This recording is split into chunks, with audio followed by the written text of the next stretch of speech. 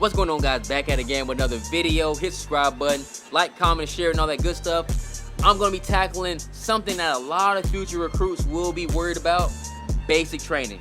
So you probably heard all these wild stories about what goes down at basic. So I'm here to separate what's fact from fiction. So we're going to be going over some of the basic training myths and see which is true and which is fact. Drill sergeants are always yelling. Now, here's the deal. Drill sergeants are very intense. Are they always yelling, like always, 24/7? I'm going to say that is a myth.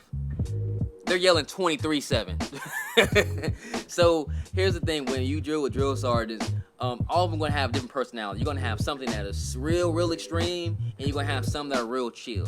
So, everybody going to have their breaking point where you're going to piss them off, you're going to get them on their nerves, and they're going to yell at you for sure. Are they always going to be yelling at you? No, but you're going to have drill sergeants that are always going to be yelling all day, every day. Now, here's my dilemma with situation is the way they yell at you is going to be kind of varying depending on what company you in and how, what training location that you are located at. So, for example, where I was at, and when I did basic, I was in Fort Jackson. So, I was in Charlie Company. So, in one of the Charlie companies, it was essentially the standard, where when they implement new policies, they do it with that company first and see how things go. Like, for example, when I was in, drill sergeant wasn't allowed to curse. So that was a weird transition where people would curse and they'll have to damn near apologize, like, oh, my bad, I didn't mean to curse, and kind of refrain themselves. But did they still yell at you? Yes, they did. But in other companies, they were cussing, screaming, all that stuff. It's going to be case by case. So I'm not going to say they're not going to always be yelling, but they're going to be yelling. But some drill sergeants are going to be yelling more than others. But it's not going to be everybody's going to be extra on it. It's not going to be the case. But some of them are going to be yelling damn near every day. But on the back end side of basic training, it's going to be a little bit more lax, but they still going to be yelling at you. So be prepared to be yelled at and treated like, not crap, but they're going to try to break you down for most of them. But not all the drills are going to be like that. You can't fail basic training. It's impossible, right?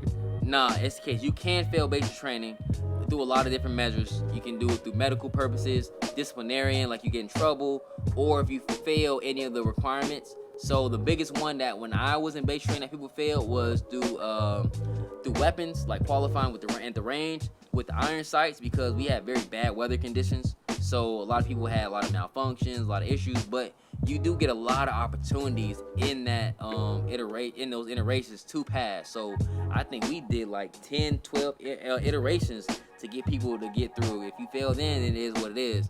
But most times you'll get a lot of chances, and even if you fail some events like running and stuff, they'll still find a way to get you through, depending on what they got going, but what the drill sergeant got going on. As long as you're showing that you're trying and got the effort, they can normally push you through to make sure that you get your pass and go on the basic training. So yeah, it's a struggle, but it's not too often, unless you get in trouble or the other things that I mentioned before, that you won't make it through basic training. You'll never get sleep in basic training. Now this is 100% facts.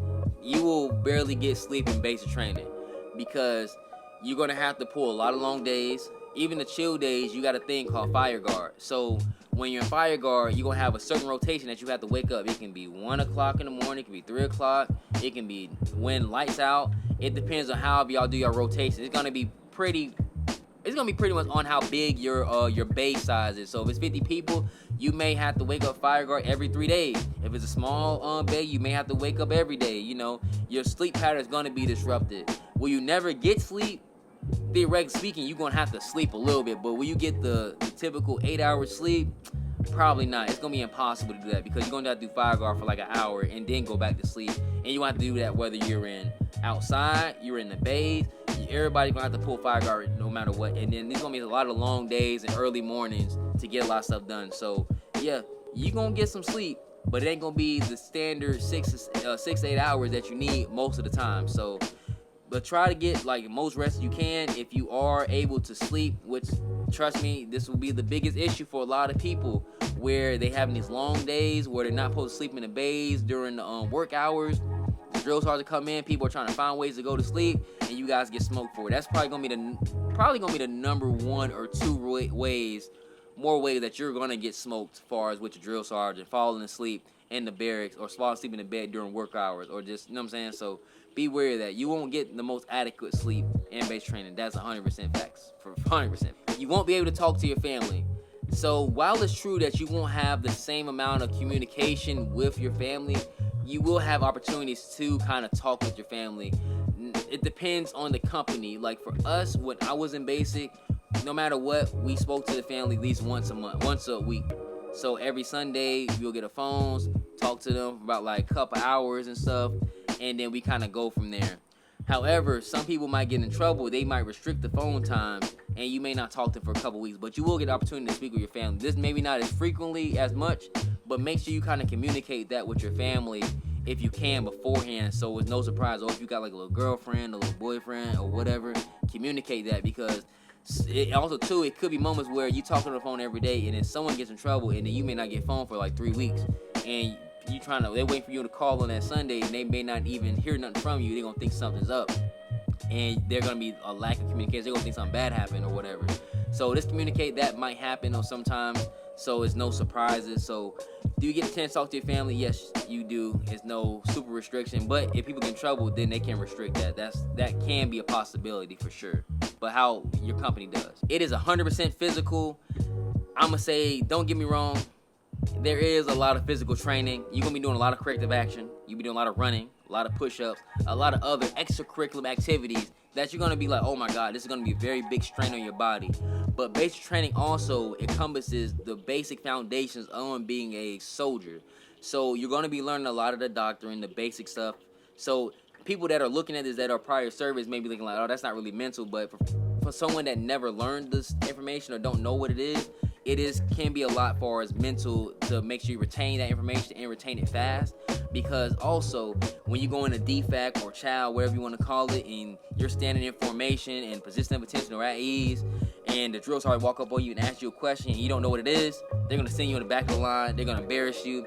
So just that humiliation or not knowing information can make your basic training process very strenuous while you're there. So you're going to learn a lot of information all at once real fast. However, the good thing about basic training, to my knowledge, when I was in there, you don't get tested on this information. It's going to be more, you're going to learn it and you're going to show that you know it. Whether you know how to do the cadence, whether you know how to do the bout fate movements, you better know how to do a PRT, like following orders and commands, or maybe the walking formation, the Army song, the Soldier's Creed. You still have to memorize a lot of that stuff as well, which is still mental. It's not all 100% physical. So yes, basic training is physically demanding, but your brain also gets, I guess you could say, a workout too as well. Is basic training the hardest part of the military?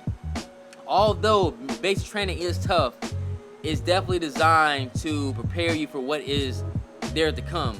So whether you're getting ready for Ranger School, Air Assault, Airborne, all that stuff, which is, I would believe, is way harder than that. I think in a sense what makes it the hardest part of the military is transitioning from civilian sector to military soldier.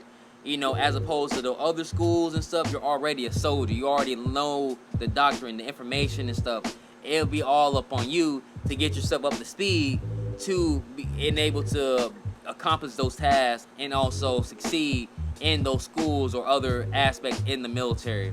So I think in that essence, that transition and building that adaptability and resilience, I would say yes, basic training is the hardest part of the military.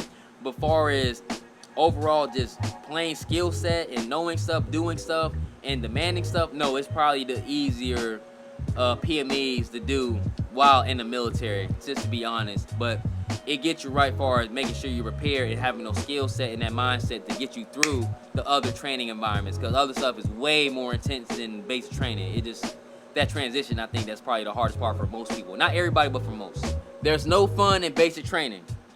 Believe it or not, I would say this, you will have a lot of fun moments in basic training. Even getting yelled at sometimes can get fun, because you kind of get used to some of the drill sergeants. Some of them are going to start being very theatrical. You might start building a little rapport with the drill sergeant, so you can tell when you can kind of get an idea of when they being serious and when they not being serious, and they just kind of putting on a show. Also, with your fellow trainees, y'all gonna have y'all little moments where y'all gonna be with the FF games, and things are gonna be fun, especially speaking in hindsight. When someone do something stupid and they got punished for it, you're gonna be mad then, but you're gonna be laughing about it 3 weeks later or whatever. But it's a lot of light banter and stuff. We had a lot of fun moments, whether you was out in the field, doing like obstacle courses, being competitive, you know, just general conversation, the bonding experience, you know, having that shared trauma. Yeah, it's gonna be fun. And then also laughing at some of the drill sergeant's sense of humor, because when they get on people, it is very funny. I'm not gonna lie, even when you're being the one yelled at. So it's gonna be a lot of tough days, but you'll make friends, you'll make companions, and people that will make the whole experience a lot more enjoyable for the most part. Not always true, but it's gonna suck, but it's not necessarily not 100% trash. It's just part-time trash. It's recycling bin trash, you know. So you'll have some fun moments in base training, or at least some memories to talk about it. Maybe you can start your YouTube video and you can share your base training story while watching this, you know what I'm saying? So yeah, it is moments of fun and basic training. But when it's time to go, you're gonna have to put that work in. You ain't gonna be joking around when it's time to be serious. Just saying that. So there you have it. Those are some of the myths about basic training, busted or proven. So hopefully this clears up some misconception that you might have, and make sure you put an ease on your mind for any basic training nerves. And remember, basic training is tough, but it's always room for growth, teamwork, and building a social foundation for your military career. So if you found this beneficial, hit the subscribe button, and also comment, like, and any type of thing that you want me to add far as in basic training, you can put that in the comments too. I'll read most of the comments or some of the comments, and I kind of respond or make a video on it. So bear with me. So let me know what you guys think. Hit the subscribe button, and I'm out. Go.